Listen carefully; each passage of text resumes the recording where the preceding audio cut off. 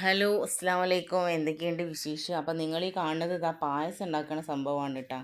ഞാനും എൻ്റെ മൂത്ത നാത്തൂനും കൂടിയാണ് ഇട്ട് ഉണ്ടാക്കുന്നത്. അപ്പോൾ ഇവർ ഒന്നാം പെരുന്നാളിൻ്റെ അന്ന് പായസം ഉണ്ടാക്കിയിട്ടുണ്ടായിരുന്നില്ല. അപ്പം അതവിടെ മാറ്റി വെച്ചില്ല. അപ്പോൾ പിറ്റേന്നാണ് രണ്ടാം പെരുന്നാളിനാണ് ഉണ്ടാക്കുന്നത്. അപ്പം ഞങ്ങൾ അവിടെ ഉണ്ടായതുകൊണ്ട് ഉമ്മ പറഞ്ഞു നമുക്ക് ഇന്ന് പായസം ഉണ്ടാക്കാമെന്ന് പറഞ്ഞു. അപ്പോൾ അതുകൊണ്ട് ഞങ്ങൾ രാവിലെ തന്നെ അതിനുള്ള തയ്യാറെടുപ്പായിരുന്നു കേട്ടോ. അപ്പോൾ അങ്ങനെ അതാ പായസം ഒക്കെ സെറ്റായി വേവിച്ച് സേമിയയും സാവനീരൊക്കെ വേവിച്ച് അതിലേക്ക് നമ്മൾ പാലൊക്കെ ഒഴിച്ചിട്ടിട്ടുണ്ട് കേട്ടോ. അണ്ടിപ്പരിപ്പ് മുന്തിരി എല്ലാ സംഭവവും നമ്മൾ ചേർത്തിട്ടുണ്ട്. പിന്നെ മിൽക്ക് മെയ്ഡ് ഒഴിച്ചപ്പോൾ അതിൽ മധുരത്തിൻ്റെ ഒരു കുറവ് വന്നപ്പോൾ അതുകൊണ്ട് കുറച്ചും കൂടി പഞ്ചസാര ചേർത്ത് കൊടുക്കണം കേട്ടോ. ലാസ്റ്റ് നമ്മൾ നെയ്യും കൂടെ ഒഴിച്ചിട്ടുണ്ടായിരുന്നു കേട്ടോ. പായസം സെറ്റായി. ഇനി നമ്മളിതാ പായസം ടേസ്റ്റ് നോക്കുകയാണേ, നല്ല അടിപൊളി ടേസ്റ്റ്, മധുരമൊക്കെ നല്ല പാകത്തിനായിരുന്നു കേട്ടോ.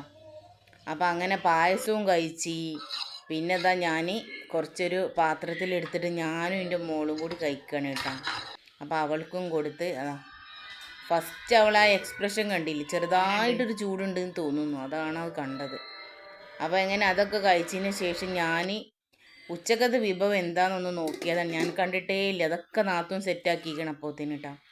അപ്പം നല്ല ബീഫ് ഉണ്ടായിരുന്നു, മീൻ കറി ഉണ്ടായിരുന്നു, മീൻ പൊരിച്ചതും ഉപ്പേരി പപ്പടം ചോറ് എല്ലാ സംഭവം ഒക്കെ സെറ്റ് ആയിക്കണം കേട്ടോ. അപ്പം ഞാൻ ഉച്ചക്കത്തെ ഫുഡ് കഴിക്കണം കേട്ടോ നിങ്ങൾ ഈ കാണുന്നത്. നല്ല മീൻ കറിയും മീൻ പൊരിച്ചതും പയറുപ്പേരും പപ്പടം കൂട്ടിയിട്ടാണ് ഇന്ന് ചോറ്. ബീഫ് ഞാൻ കഴിക്കലില്ല കേട്ടോ.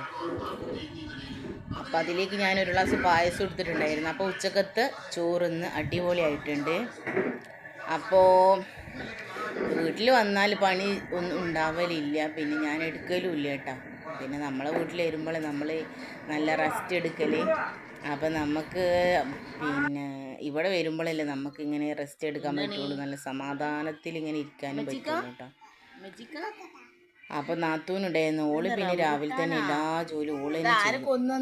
അപ്പം അതുകൊണ്ട് പിന്നെതാ എൻ്റെ മോള് ഇതാ റംബുട്ടാൻ കൊണ്ടുവന്നത്. എൻ്റെ ആങ്ങളെ എളിമാൻ്റെ വീട്ടിൽ പരപ്പനങ്ങാടി പോയപ്പോൾ കൊണ്ടുവന്നതാണ്.